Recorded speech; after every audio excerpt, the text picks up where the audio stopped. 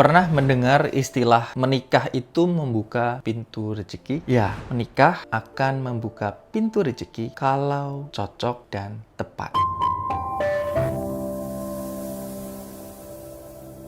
Hai guys, balik lagi bersama saya, Erlang Prayuda. Di channel ini banyak sekali aku membahas konten-konten pengembangan diri berbasiskan spiritual, energi healing, dan meditasi. Untuk kamu yang suka tentang konten seperti itu, silakan bisa di-subscribe akun ini. Untuk kamu yang sudah subscribe ataupun follow akun ini, terima kasih banyak sudah mensupport dan mendukung saya dalam berkarya, dalam memberikan konten-konten untuk kamu. Dan semoga apa yang aku berikan ini menjadi sesuatu yang baik, sesuatu yang bermanfaat, dan bisa mengubah hidupmu paling tidak sedikit lebih baik. Dan kalaupun banyak, yaitu syukurlah gitu ya. Pernah nggak sih kamu mendengar menikah itu membuka pintu rezeki? Menikah itu benar membuka pintu rezeki kalau cocok atau tepat. Kenapa begitu? Karena banyak juga orang-orang yang menikah itu justru malah makin memperburuk atau malah makin kacau, malah makin kekurangan, malah makin gak karuan hidupnya. Banyak sekali. Mungkin teman kamu, saudara kamu, ataupun kamu sendiri merasakan kalau kamu pernah mengalami atau pernah melihat orang-orang seperti itu, coba bisa tuliskan saja, ceritakan bagaimana pengalaman mereka atau pengalamanmu di kolom komentar. Siapa tahu itu bisa menginspirasi orang-orang yang membacanya. Nah, ketika seseorang sudah menikah, kemudian dia kesulitan finansial atau kehidupannya semakin memburuk, biasanya terjadi karena ketidakseimbangan secara yin dan yang. Diperlukan seseorang yang fighter dan support. Jadi faktor dan support itu harus ada. Nah, kebanyakan dari kita itu kalau sudah menikah, kebanyakan adalah dia sama-sama menjadi fighter. Atau faktor dan supportnya itu berkebalikan namun tidak disadari. Nah, maksudnya gimana nih? Oke, aku permudah untuk teman-teman bisa lebih memahaminya. Seorang pria itu diidentikan ya atau disimbolkan sebagai seorang yang maskulin, seorang yang memiliki energi yang. Ya, energi yang itu adalah energi maskulin. Kalau yin itu energi feminim. Nah, seorang pria itu disimbolkan dengan energi yang maskulin atau yang. Kemudian wanita itu feminim atau yin. Ketika kedua pria dan wanita ini sama-sama menjadi yang atau menjadi maskulin, apa yang terjadi? Nah, yang terjadi adalah disitulah awal dari ketidakseimbangan. Apa maksudnya? Bukan, ini sekali lagi disclaimer dulu sebelum aku lanjut, karena ini adalah dari pengamatan dan apa yang aku alami serta dari banyaknya klien yang konsul ke aku, yang belajar ke aku, dan setelah belajar mereka mengalami perubahan yang jauh lebih baik. Mereka rata-rata ketika berumah tangga, itu prianya bekerja, wanitanya juga bekerja. Sama-sama menjadi fighter, menjadi petarung. Ya, semuanya menjadi fighter, sehingga nggak ada yang namanya supporting. Apakah nggak boleh keduanya bekerja semua? Boleh, asalkan sesuai porsinya. Sering dari klien-klienku, misalnya nih, prianya sudah meningkat, bisnisnya bagus, atau mungkin karirnya oke, jabatannya bagus. Suatu waktu mengalami perubahan. Si wanitanya mengalami peningkatan yang luar biasa besar. Gajinya makin besar, lebih tinggi dari suaminya, bisnisnya makin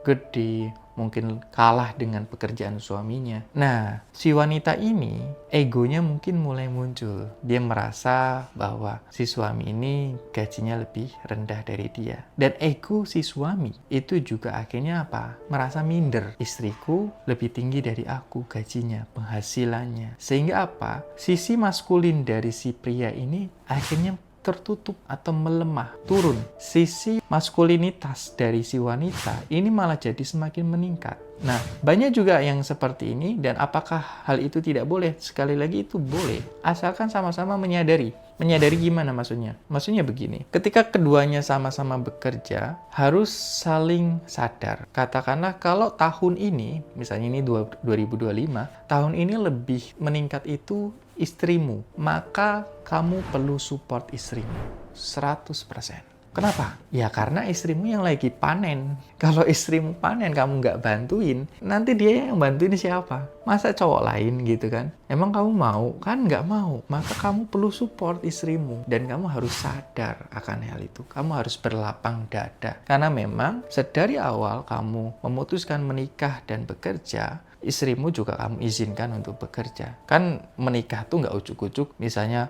menikah tahu-tahu istrinya kerja dan tidak dikomunikasikan. Pasti kan semuanya ada komunikasi, semuanya ada diskusi atau perencanaan kalian semua ya kan. Nggak mungkin tiba-tiba istrimu tidak izin atau tidak mengikuti aturan yang disepakati bersama sebelum menikah. Pasti kan semua itu sudah ada pembicaraan. Nah kalau memang pada saat ini istrimu yang meningkat, karirnya, bisnisnya meningkat, support gitu. Jadilah supporting dulu. Kemudian misalnya di tahun berikutnya, kamu yang meningkat, istrimu harus support kamu. Karena kalau nggak support kamu, istrimu mungkin merasa bahwa, oh suamiku kok lebih tinggi sekarang karirnya, kemudian aku mau usaha. Kayak kemarin ada salah satu klien, jadi dia merasa bahwa dia itu harus mandiri gitu. Meskipun punya suami, penghasilannya gede, salah satu pejabat gitu ya, dia merasa bahwa dia harus mandiri. Dia ketika mau membantu siapa, misalnya orang tuanya, nggak perlu minta suaminya lagi. Membantu orang lain nggak harus izin suaminya lagi. Dia seperti punya inisiatif. Dia berpikir seperti itu. Dia niatnya baik supaya apa? Supaya nggak minta-minta suami, supaya nggak ngerepotin suami. Itu adalah awal dari sesuatu yang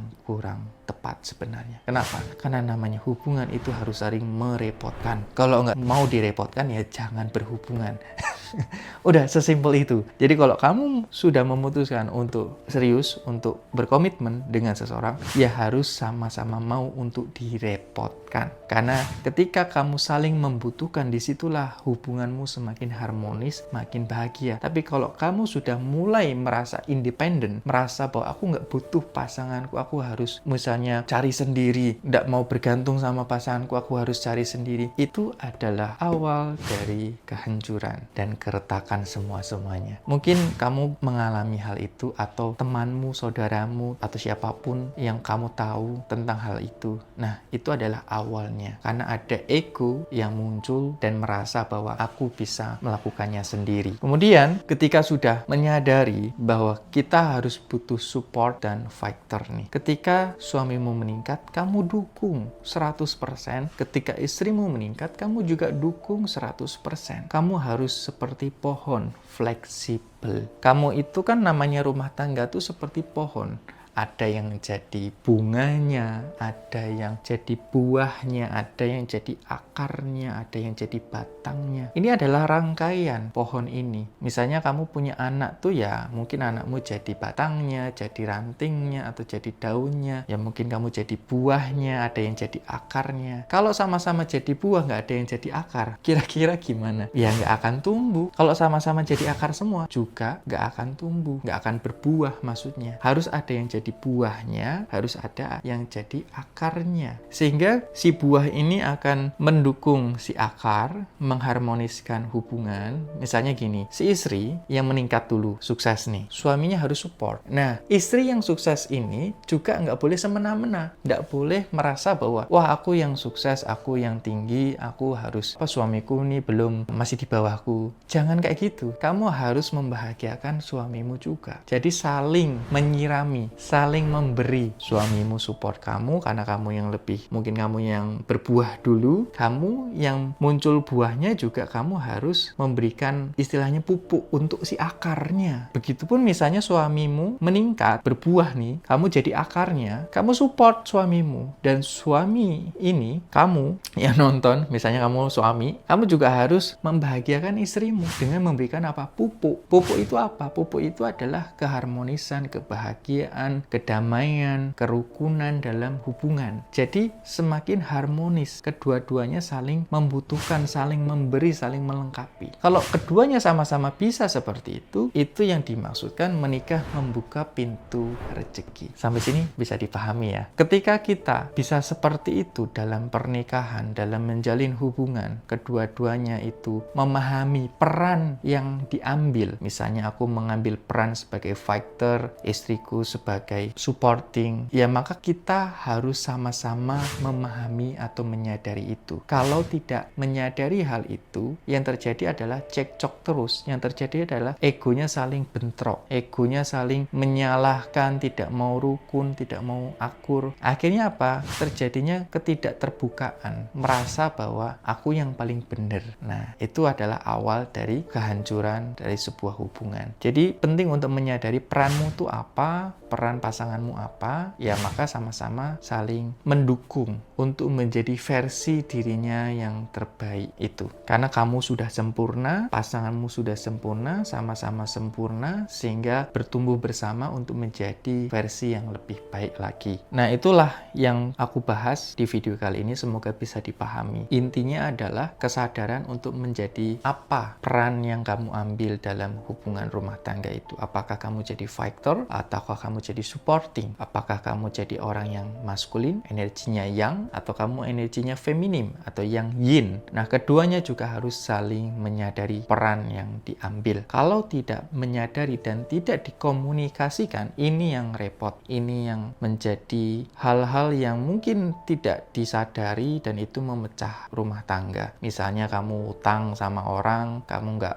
ngomong sama pasanganmu, atau kamu mungkin berusaha untuk bekerja, ya kayak tadi yang istri pejabat tadi, dia merasa bahwa dia harus independen, sehingga apa? Sehingga si suaminya ini karirnya tidak meningkat. Kenapa? Karena istrinya tidak support 100%. Istrinya malah sibuk untuk mengembangkan diri, tapi pengembangan dirinya supaya punya bisnis sendiri, punya penghasilan sendiri, supaya nggak ngerepotin si suaminya. Akhirnya suaminya kehilangan apa? Kehilangan support, ya. Ibaratnya dia itu harusnya bisa melambung 2 kali lipat, 3 kali lipat, dia hanya bisa melambung 1 kali lipat. Nah, akhirnya karirnya jadi stuck selama beberapa tahun belakangan. Itu yang dia ceritakan. Nah, setelah dia sudah menyadari hal itu dan dia kembali 100% fokus nih kepada suaminya, yang terjadi apa? Suaminya melambung lagi lebih tinggi, ya bisa 2 kali lipat, 3 kali lipat, bahkan seterusnya, karena dia menyadari peran saat itu apa. Bukan berarti kamu tidak boleh misalnya menjadi seorang fighter, itu boleh-boleh saja, asalkan kamu menyadari dulu peranmu ini apa dan kamu komunikasikan juga dengan pasanganmu, sehingga tidak menjadi perselisihan atau tidak menjadi salah persepsi gitu loh. Kamu niatmu baik, tapi karena mungkin caramu itu kurang tepat, akhirnya ya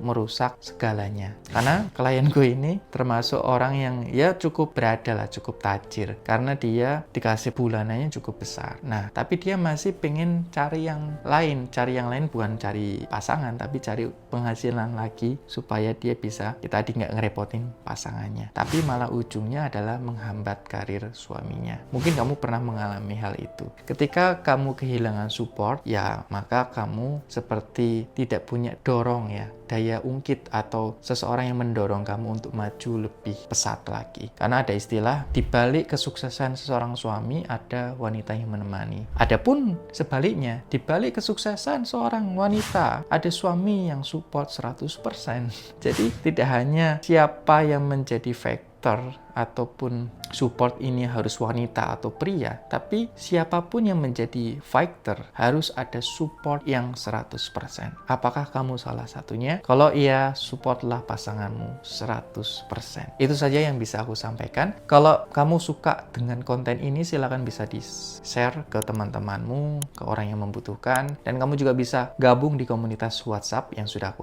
buat. Kamu bisa klik link di bio atau di deskripsi di bawah. Sudah aku sertakan linknya di bawah. Silakan bisa di-subscribe dan jangan lupa nyalakan notifikasinya untuk mendapatkan video-videoku yang lain. Enjoy the next video.